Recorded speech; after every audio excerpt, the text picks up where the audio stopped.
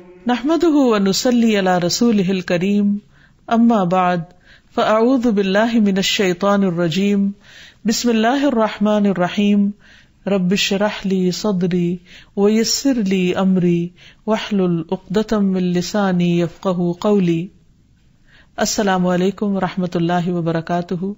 ناظرین، پروگرام دعا کیجیے کے ساتھ آپ کی خدمت میں حاضر ہے۔ آج ہم انشاءاللہ آپ کے ساتھ بھوک اور فاقوں سے بچنے کی دعائیں شیئر کریں گے، اور ہم اس سلسلے میں دیکھیں گے کہ ہمیں ہمارا دین کیا سکھاتا ہے جب ہم پر کوئی مشکل آئے۔ جب بھی کوئی مشکل آئے تو انسان کو فوراً اپنے رب کی طرف رجوع کرنا چاہیے اور کثرت کے ساتھ دعا مانگنی چاہیے اور مانگتے ہی رہنا چاہیے، کیونکہ اللہ کے سوا اور کون ہے جو ہماری مشکل دور کر سکتا ہے، ہماری بھوک، پیاس، فقر، فاقہ، تکلیف، تنگی کو ہم سے ہٹا سکتا ہے۔ نبی صلی اللہ علیہ وسلم نے فرمایا، جب تم میں سے کوئی دعا مانگے تو کثرت سے مانگے، کیونکہ وہ اپنے رب سے مانگ رہا ہے، کسی اور سے نہیں۔ کیونکہ انسان جب کسی اور سے مانگتا ہے تو وہ ناراض ہو جاتا ہے، وہ نظریں چرانے لگتا ہے، وہ دور ہونے لگتا ہے، تعلقات خراب ہونے لگتے ہیں۔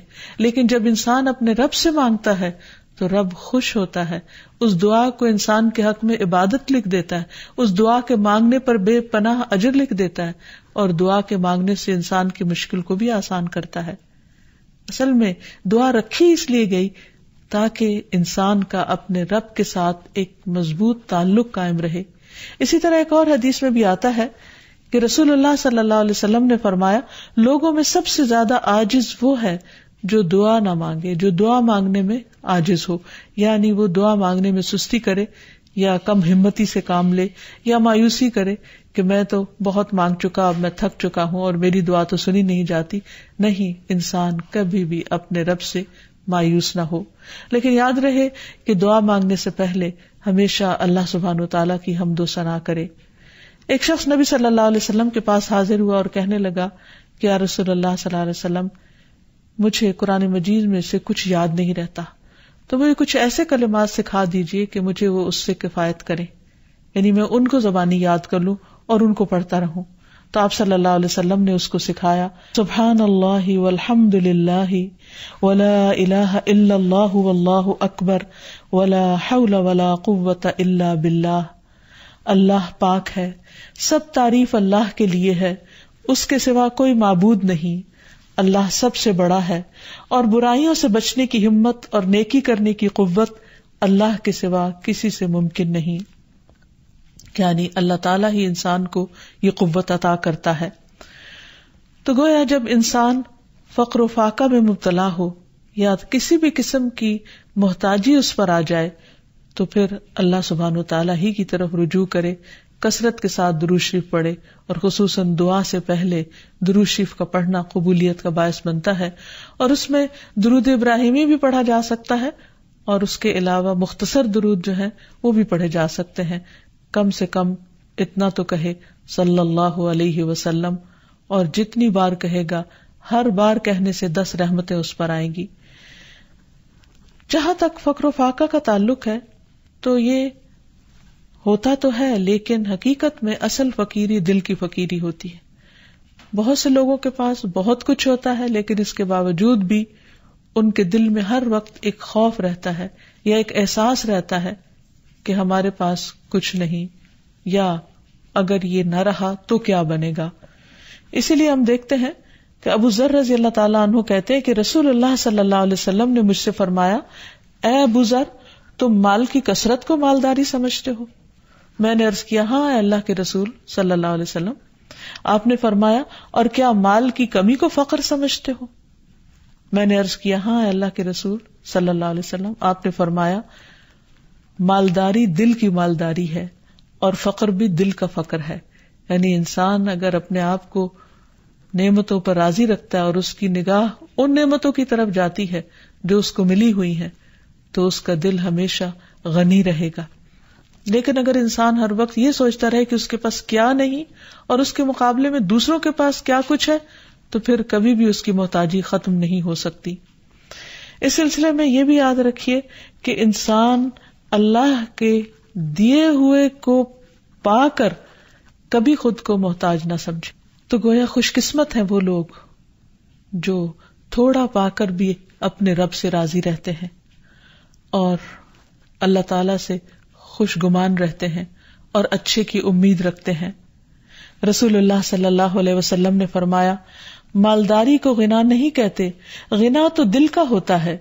جب اللہ کسی بندے کے حق میں خیر و بھلائی کا ارادہ کرتا ہے تو اس کے نفس میں غنا اور دل میں تقویٰ پیدا کر دیتا ہے، اور جب اللہ کسی بندے کے حق میں شر کا ارادہ کرتا ہے تو اس کی فقیری کو اس کی دونوں آنکھوں کے سامنے رکھ دیتا ہے اور اسے سوائے اپنے فقر اور محتاجی کے کچھ نظر نہیں آتا. لہذا اس کی کنڈیشن میزریبل ہو جاتی، وہ ہر وقت پریشان اور دکھی رہتا ہے اور وہ ان نعمتوں کو بھی انجوائے نہیں کر سکتا جو اللہ تعالیٰ نے اس کو دی ہوئی ہیں.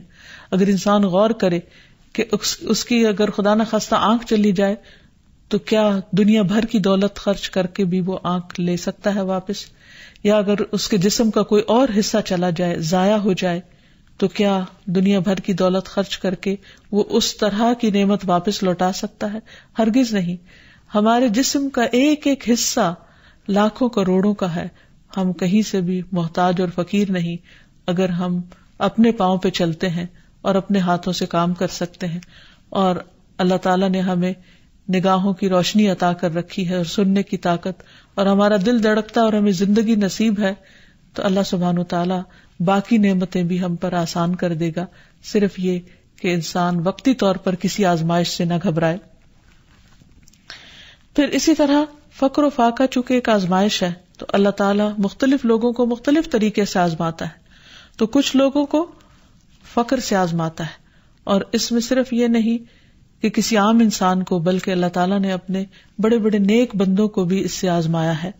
لیکن عام حالات میں فقر و فاقہ کے جو اسباب ہمیں قرآن و سنت سے پتہ چلتے ہیں، ان میں سے ایک وجہ دین سے دوری بھی ہے. معقل بن یسار کہتے ہیں، رسول اللہ صلی اللہ علیہ وسلم نے فرمایا، تمہارا رب فرماتا ہے، اے ابن آدم، میری عبادت کے لیے فارغ ہو جا تو میں تیرے دل کو غنا سے اور تیرے ہاتھ کو رزق سے بھر دوں گا. اے ابن آدم، مجھ سے دور نہ ہو ورنہ میں تیرے دل کو فقر سے اور تیرے ہاتھ کو شغل اور مصروفیت سے بھر دوں گا. یعنی تم کام بھی کرتے رہو گے لیکن تمہارا غم کبھی دور نہیں ہوگا. قرآن مجید سے بھی ہمیں واضح طور پر یہ بات پتہ چلتی ہے کہ جو شخص اللہ کے ذکر سے منہ موڑتا ہے، اللہ تعالیٰ دنیا کی زندگی بھی اس پر تنگ کر دیتے ہیں. فرمایا، وَمَنْ أَعْرَضَ عَنْ ذِكْرِي فَإِنَّ لَهُ مَعِيشَةً ضَنْكًا وَنَحْشُرُهُ يَوْمَ الْقِيَامَةِ أَعْمَى. فرمایا، اور جو میری یاد سے منہ موڑے گا تو اس کی زندگی تنگ ہو جائے گی اور قیامت کے دن ہم اسے اندھا کر کے اٹھائیں گے. اور حقیقت یہ ہے کہ یہ آیت بالکل سچی ہے، کیونکہ جو شخص صرف دنیا کی محبت میں مبتلا ہو جاتا ہے اور دنیا ہی کا ہم و غم پال لیتا ہے، پھر اس کی یہی کیفیت ہو جاتی ہے کہ سب کچھ ہوتے ہوئے بھی اس کے اندر تنگی رہتی ہے. رسول اللہ صلی اللہ علیہ وسلم نے فرمایا، جو اپنی فکر آخرت کو بنا لیتا ہے تو اللہ تعالیٰ اس کے تمام امور کو جمع کر دیتا ہے اور اس کے دل کو بے نیاز کر دیتا ہے، اور دنیا اس کے پاس ذلیل ہو کر آتی ہے. اور جس کی نیت صرف دنیا حاصل کرنے کی ہو، یعنی وہ آخرت کو بھولا ہوا ہو، اللہ اس کی تنگیوں کو اس پر کھول دیتا ہے، اس کا فقر اس کی آنکھوں کے سامنے آتا ہے اور اسے صرف اتنی ہی دنیا ملتی ہے جتنی اس کے لیے لکھی جا چکی ہوتی ہے، اس سے زیادہ نہیں ملتی. تو اس لیے انسان کو ہمیشہ اللہ سبحانہ وتعالیٰ کی طرف رجوع کرنا چاہیے اور جو کچھ انسان کو ملا ہے اس پر راضی رہنا چاہیے، شکر ادا کرتے رہنا چاہیے، اور فقر و فاقہ کے علاج کے لیے اللہ تعالیٰ سے ہی دعائیں کرنی چاہیے.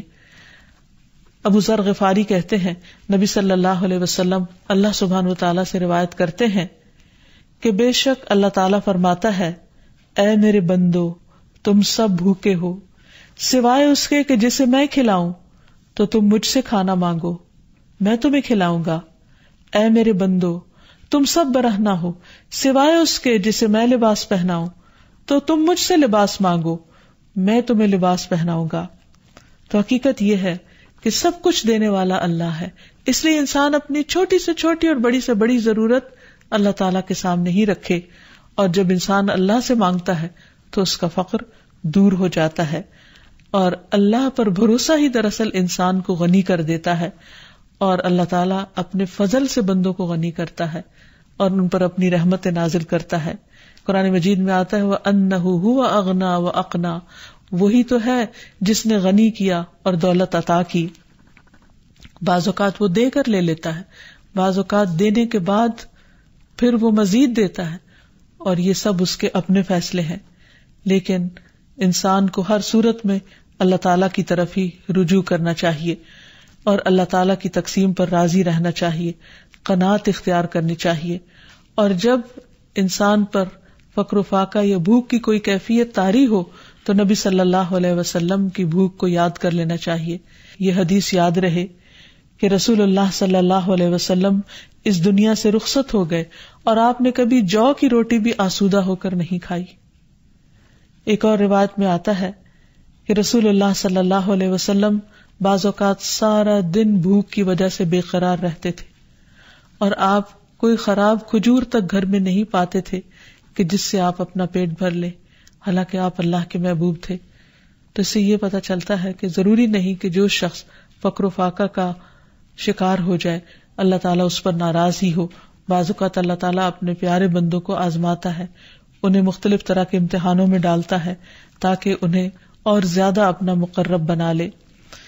پھر اسی طرح انسان جب دعائیں کرے تو جو دعائیں ہمیں قرآن و سنت میں سکھائی گئی ہیں ان سے خاص طور پر اللہ تعالیٰ سے مدد مانگتا رہے، کیونکہ ساری تکلیفیں صرف اللہ ہی دور کرتا ہے.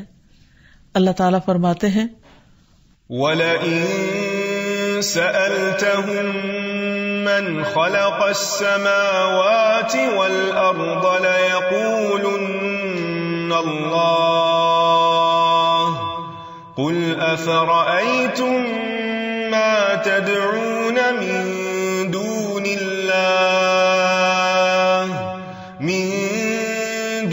اللَّهِ إِنْ أَرَادَنِيَ اللَّهُ بِضُرٍّ هَلْ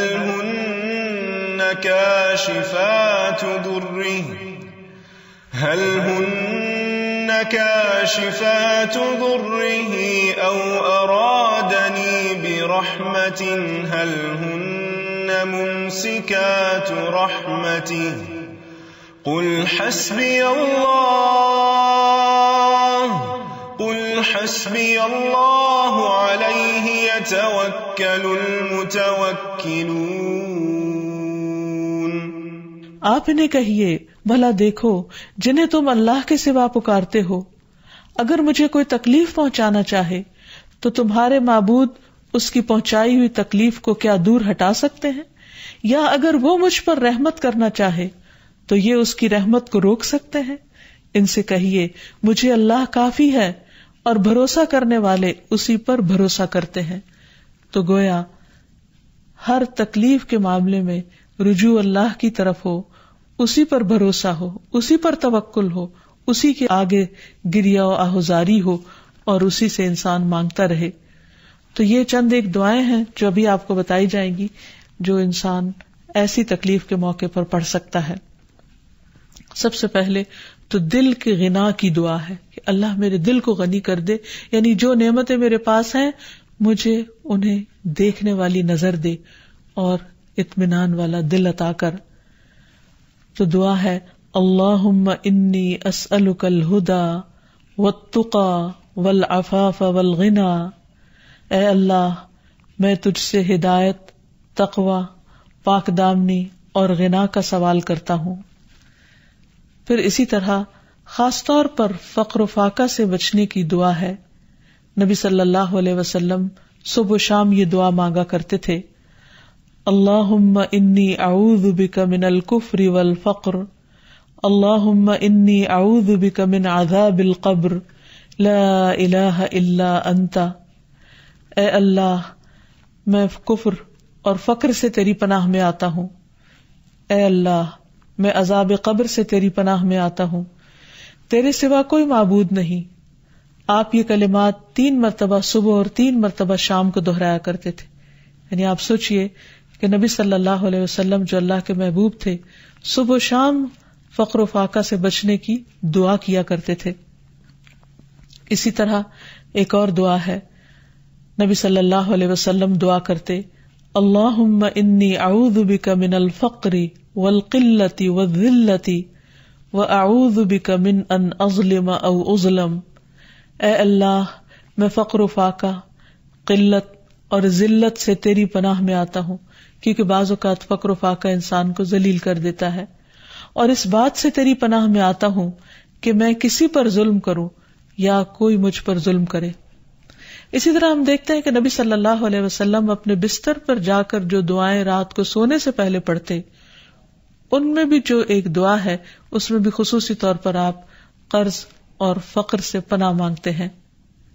ابو ہریرہ روایت کرتے ہیں کہ رسول اللہ صلی اللہ علیہ وسلم جب بستر پر تشریف لاتے تو کہا کرتے تھے، اللہم رب السماوات والارض ورب کل شیء فالق الحب والنوى ومنزل التوراة والانجیل والقرآن اعوذ بک من شر ذی شر انت آخذ بناصیته انت الاول فلیس قبلک شیء وانت الآخر فلیس بعدک شیء وانت الظاہر فلیس فوقک شیء وانت الباطن فلیس دونک شیء اقض عنی الدین واغننی من الفقر۔ اس کا ترجمہ ہے، اے اللہ ساتوں آسمانوں اور زمین کے رب اور ہر چیز کے رب، دانے اور گٹلی کو چیرنے والے، تورات اور انجیل اور قرآن نازل کرنے والے، میں تجھ سے ہر اس چیز کے شر سے پناہ مانگتا ہوں جسے تو اس کی پیشانی کے بالوں سے پکڑنے والا ہے۔ تو سب سے پہلے ہے، تجھ سے پہلے کچھ نہیں، تو ہی آخر ہے، تیرے بعد کچھ نہیں، تو سب سے اوپر ہے، تیرے اوپر کچھ نہیں، اور تو ہی باطن میں ہے، تجھ سے مخفی کچھ نہیں۔ اے اللہ میرا قرض ادا کر دے اور مجھے فقر سے بے نیاز کر دے۔ تو اس میں آپ دیکھیے کہ اللہ سبحانہ وتعالیٰ کی صفات کا ذکر ہوا ہے کہ اللہ سبحانہ وتعالیٰ ساتوں آسمانوں اور زمینوں کا مالک ہے، اور آپ دیکھیے کہ زمین کے ایک چھوٹے سے ٹکڑے میں بھی کتنی خیر و برکت ہوتی، کتنی بھلائی ہوتی۔ کہاں یہ کہ وہ پوری زمین کا مالک، اور صرف اس زمین کا نہیں، باقی زمینوں کا بھی مالک، تمام ستاروں سیاروں کا مالک، سارے آسمانوں اور جو کچھ ان کے اندر ہے ان سب کا مالک۔ اور پھر فالق الحب والنوى کہہ کے یہ بتایا گیا کہ اللہ تعالی زبردست قدرت کا مالک ہے، وہ زمین کے اندھیروں میں بیج اور گٹلی کو پھاڑتا ہے اور اس سے بہترین پودے نکالتا ہے جس میں انسان کے رزق کا سامان ہے۔ پھر زمین سے بھی کچھ رزق نکلتا ہے اور آسمان سے بھی اترتا ہے۔ پھر تورات، انجیل اور قرآن روحانی رزق ہیں، ان کا ذکر کیا گیا۔ ان تمام چیزوں کا ذکر کر کے اللہ تعالیٰ کی صفات بیان کر کے پھر ہر چیز کے شر سے پناہ مانگی گئی جس کا کنٹرول اللہ کے ہاتھ میں ہے۔ اور پھر اللہ تعالیٰ کے کچھ ناموں اور صفات کا ذکر کیا گیا کہ اے اللہ تو سب سے اول ہے اور تو ہی سب سے آخر ہے، نہ کوئی تجھ سے پہلے ہے اور نہ کوئی تجھ سے بعد، یعنی سب چیزیں تیرے ہی کنٹرول میں ہے، تو ہی ہر ایک کا مالک ہے اور تیرے اوپر کوئی بھی نہیں ہے، اور تو ہی ظاہر ہے اور تو ہی باطن ہے اور تجھ سے کچھ بھی چھپا ہوا نہیں۔ اور یہ ساری صفات ذکر کر کے آخر میں کیا فرمایا کہ تو میرا قرض ادا کر دے اور جو مجھے فقر سے بے نیاز کر دے۔ تو جو شخص یہ دعا مانگے گا انشاءاللہ اسے مالی مشکلات سے، پریشانی سے نجات ملے گی۔ پھر اسی طرح نبی صلی اللہ علیہ وسلم رات کے وقت جب بھوک کی شدت سے آپ کی آنکھ کھل جاتی اور آپ بے قرار ہوتے تو آپ یہ دعا پڑھا کرتے تھے، لا الہ الا اللہ الواحد القہار رب السماوات والارض وما بینہما العزیز الغفار، کوئی معبود برحق نہیں مگر اللہ جو اکیلا اور زبردست ہے، آسمانوں، زمین اور ان کے درمیان کی تمام چیزوں کا رب ہے، وہ غالب اور بہت بخشنے والا ہے۔ پھر اسی طرح انسان بھوک سے پناہ مانگے اور اللہ تعالیٰ سے خاص دعا کرے کہ انسان کو ایسی تمام اذیتوں سے نجات دے جو اس کے لیے مشکل کا باعث بنتی ہے۔ اللہم انی اعوذ بک من الجوع فانہ بئس الضجیع، اے اللہ میں بھوک سے تیری پناہ مانگتا ہوں، بے شک وہ بہت بری ساتھی ہے۔ پھر ایک اور موقع پر نبی صلی اللہ علیہ وسلم ان کلمات کے ذریعے دعا کیا کرتے تھے، اللہم انی اعوذ بک من فتنۃ النار وعذاب النار ومن شر الغنی والفقر. اے اللہ میں پناہ چاہتا ہوں آگ کے فتنے اور آگ کے عذاب سے، اور مالداری اور ناداری کے شر سے، کیونکہ دونوں کے اندر اپنا اپنا شر ہے کہ انسان کے پاس بہت کچھ ہو تو بھی اس کے اندر بگاڑ آنے کا ڈر ہے، اور اگر کچھ نہ ہو تو فقر انسان کو کفر کے قریب کر دیتا ہے. پھر اسی طرح دیے جانے اور روکے جانے کے شر سے بچنے کی دعا سکھائی گئی.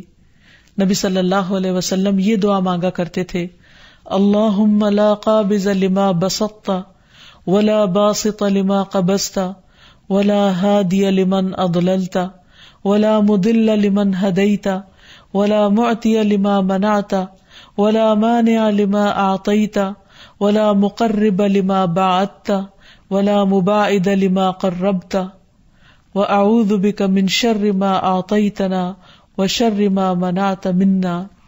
اے اللہ جو تو پھیلا دے اسے کوئی سمیٹنے والا نہیں، اور جو تو سمیٹ لے اسے پھیلانے والا کوئی نہیں.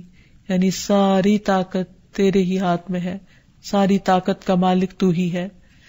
جسے تو گمراہ کر دے اسے کوئی ہدایت دینے والا نہیں، اور جسے تو ہدایت دے اسے کوئی گمراہ کرنے والا نہیں.